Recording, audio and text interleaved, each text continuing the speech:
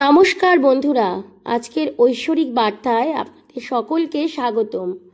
আশা করি মহাবিশ্বের আশীর্বাদে সকলে সুস্থ এবং ভালো আছেন।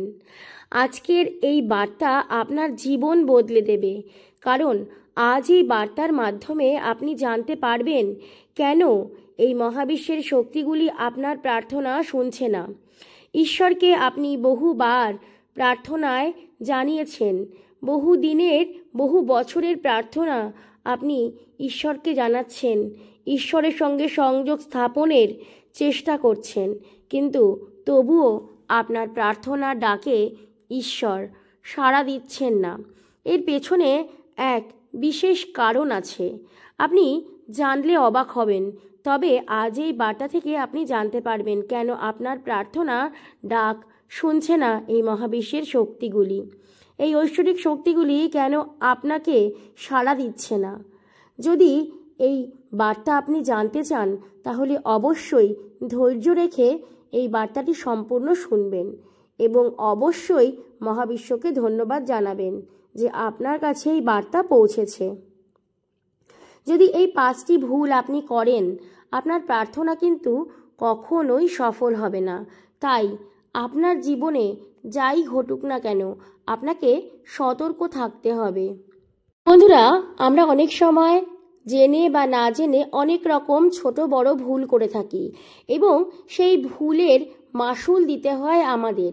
হয়তো আপনি আজ না হয় কাল বা বহু বছর আগে কোনো ভুল করেছিলেন, কিন্তু সেই সময় আপনি আপনার ভুলের সাজা পাননি, সেই সময় ঈশ্বর আপনাকে শাস্তি দেননি, কিন্তু আপনার এ জীবনেই এমন এক মুহূর্ত আপনার জীবনে এসে উপস্থিত হয়েছে যখন আপনি সাজা পাচ্ছেন, আর সেই মতো অবস্থায় আপনি ঈশ্বরের কাছে প্রার্থনা করছেন, আপনি কাতর মিনতি করছেন, কিন্তু আপনার প্রার্থনা ডাকে তিনি সাড়া দিচ্ছেন না।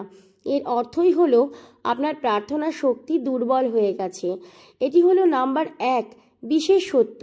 কারণ মানুষ যখন কোনো ভুল বা নিজের অজান্তে কোনো রকম পাপের সাথে জড়িয়ে পড়ে, অজান্তে পাপ করলে যতটা না ভুল হয়, কিন্তু জেনে শুনে মানুষ অন্যকে ঠকালে বা কোনো অসৎ কর্মে পাপ কর্মে লিপ্ত হলে ঈশ্বর সহজে তাদের ডাকে সাড়া দেন না। এটি একদম সত্য। তাই সদা সর্বদা মনে রাখবেন, সবসময় সৎ পথে চলার চেষ্টা করবেন। নাম্বার 2, পৃথিবীতে এমন অনেক মানুষ আছেন যারা স্বার্থপর। এই স্বার্থপর মানুষদের ঈশ্বর কখনোই ভালোবাসেন না। তাদেরকে হয়তো আপনি দেখলে ভাববেন তারা সুখী আছে, অনেক অর্থ আছে, কিন্তু বিশ্বাস করুন বন্ধুরা, কোনো না কোনো দিক দিয়ে ঈশ্বর তাদের মেরে রেখেছেন। হয়তোবা তাদের সন্তান হয়নি, হয়তোবা তাদের স্বামী ভালো না, হয়তোবা তাদের মানসিক শান্তি নেই। তাই সর্বদা মনে রাখবেন যে কখনোই আপনি কাউকে ঈর্ষা করবেন না, স্বার্থপরতা করবেন না। যারা অন্যকে হিংসা করে, যারা স্বার্থপর হয়, ঈশ্বর কখনোই তাদের ডাকে সহজে সাড়া দেন না। এই ধরনের মানুষরা কখনোই অন্যের কথা ভাবে না। এরা সর্বদাই নিজের কিভাবে ভালো হবে, নিজের কি হবে, শুধু নিজের কথাই চিন্তা করে এবং নিজের চিন্তা করে ঈশ্বরের কাছে এটা দাও, সেটা দাও, এটা চাই, সেটা চাই বলে প্রার্থনা জানায়। নাম্বার 3, অনেক সময় আমরা ঈশ্বরকে স্মরণ করার সময় বা ঐশ্বরিক শক্তিগুলিকে আহ্বান জানানোর সময়, নিজের মনের কথা জানানোর সময় বা কোনো ইচ্ছে পূরণের কথা জানানোর সময় আমরা সংশয়ে থাকি। অর্থাৎ আমরা আমাদের অন্তরের বিশ্বাসকে দৃঢ় করতে পারি না। আমাদের মধ্যে এমন এক সংশয় কাজ করে যার ফলে নেতিবাচকতার কারণে ওই ইচ্ছে পূরণ কখনোই হয় না, অর্থাৎ সেই ইচ্ছে বাস্তবায়িত হয় না। আর আপনারা হয়তো ভাবছেন যে ঈশ্বর আপনার ডাক শুনছে না। আপনি তো ঈশ্বরের কাছে আপনার ডাককে পৌঁছতেই পারেননি। কিছু মানুষ আছে এমন যারা দেখবেন ঈশ্বরকে অনেক ডাকে, অনেক ঈশ্বরের আরাধনা করে, কিন্তু দেখবেন তাদের জীবনে অনেক দুঃখ, কষ্ট, দারিদ্রতা বা এমনও হয় সেই মানুষরা জীবনে কখনোই সফলতা অর্জন করতে পারে না। বন্ধুরা, আপনি হয়তো বিশ্বাস করবেন না, এটি 100 ভাগ সত্য। যদি আপনি ঈশ্বরকে আহ্বান করার সময় বা আপনার মনের কথা জানানোর সময়, ঈশ্বরের সঙ্গে সংযোগ স্থাপন করার সময় কোনো সন্দেহ প্রকাশ করেন, তাহলে কিন্তু আপনার ইচ্ছে পূরণ কখনোই হবে না। ঈশ্বর আপনার ডাকে সাড়াও দেবেন না। তবে কোনো সন্দেহ না করে তাকে বিশ্বাস করেই আপনি কিছু চাইবেন, কারণ যে সন্দেহ করে সে বাতাসে দুলে ওঠা সমুদ্রের ঢেউয়ের মতো। এই বাতাসই তাকে ঠেলে নিয়ে যায়। এই রকম লোক যে কখনোই প্রভুর কাছ থেকে কিছু পাবে তা যেন সে আশা না করে। নাম্বার 4, আপনি ঈশ্বরের সাথে সংযোগ স্থাপনের চেষ্টা করেন। আপনি ঈশ্বরকে বিশ্বাস করেন, ঈশ্বরের আরাধনা করেন, কিন্তু আপনি প্রত্যেক দিন পাপকর্মে লিপ্ত হন।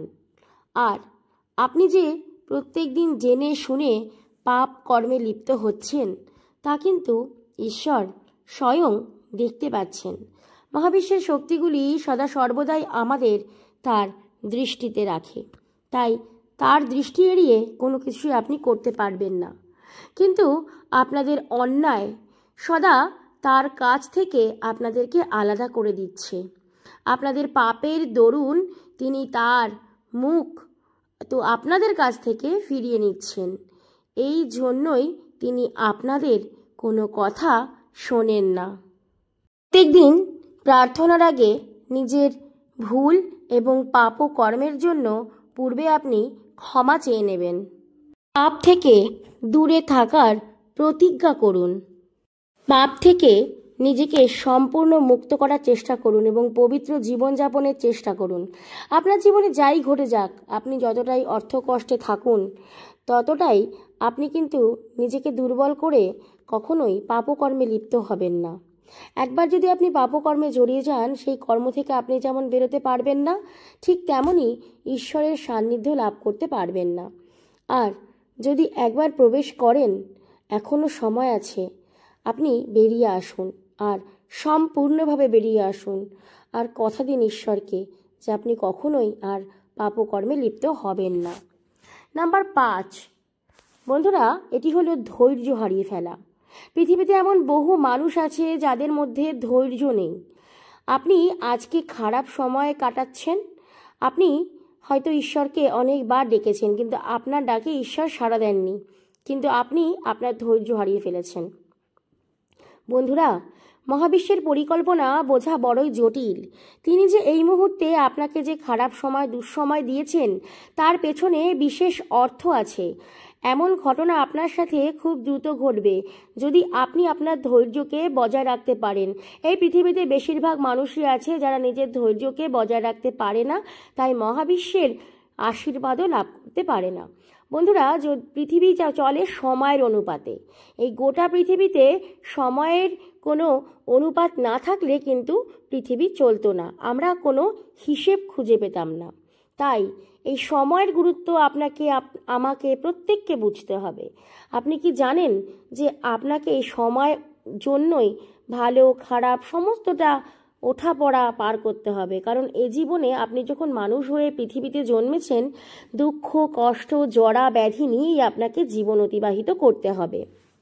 হয়তো ভাবছেন যে আমি শুধু কষ্ট পাই, আপনি আপনার মতন করে ভাবছেন।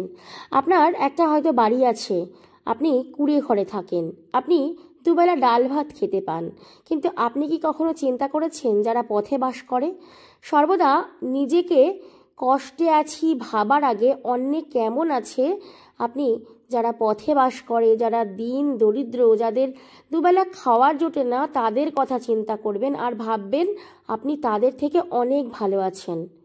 এই মুহূর্তে আপনি একটা ছাদের নিচে বা একটা ঘরে একটা ছাউনির নিচে আপনি বসে আছেন, কারণ আপনাকে মহাবিশ্ব এটুকু আশীর্বাদ দিয়েছেন, তাই তো আপনি তার আশীর্বাদ লাভ করতে সক্ষম হয়েছেন। আপনার জীবন অনেক সুন্দর, তাই পাইনি, হচ্ছে না, পাচ্ছি না, এই অভিযোগগুলো অন্তত ইউনিভার্সকে জানাবেন না। আপনি আপনার ইচ্ছে পূরণের কথা জানান, জানিয়ে নিজের ধৈর্য বজায় রাখুন। তাই খারাপ সময় যখন মানুষের আসে, তার অর্থই হলো জীবনে ভালো সময় ঘুরে আবার আসবে, এটাই নিয়ম। আর এই খারাপ মুহূর্তে পৃথিবীতে এমন বহু মানুষ আছে যারা ঈশ্বরের ওপরে ভরসা হারিয়ে ফেলে। তারা ভাবে ঐশ্বরিক শক্তি নেই, ঈশ্বর আমার পাশে নেই।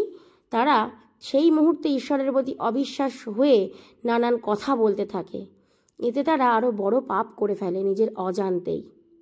মনে রাখবেন বন্ধুরা, এই 5টি ভুল জীবনে কখনোই করা যাবে না। আর যদি করে থাকেন, এখনও সময় আছে, এই ভুলগুলিকে শুধরে ফেলুন আর মহাবিশ্বের আশীর্বাদ এবং সান্নিধ্য লাভ করুন। মহাবিশ্বের সঙ্গে সংযোগ স্থাপন করুন। আপনার বার্তাও পৌঁছবে মহাবিশ্বের দরবারে আর আপনারও সকল ইচ্ছে খুব দ্রুত পূরণ হবে। আজকের মহাবিশ্বের বার্তা এখানেই শেষ করছি। সকলে সুস্থ থাকবেন, ভালো থাকবেন। Thank you universe, thank you universe, thank you universe.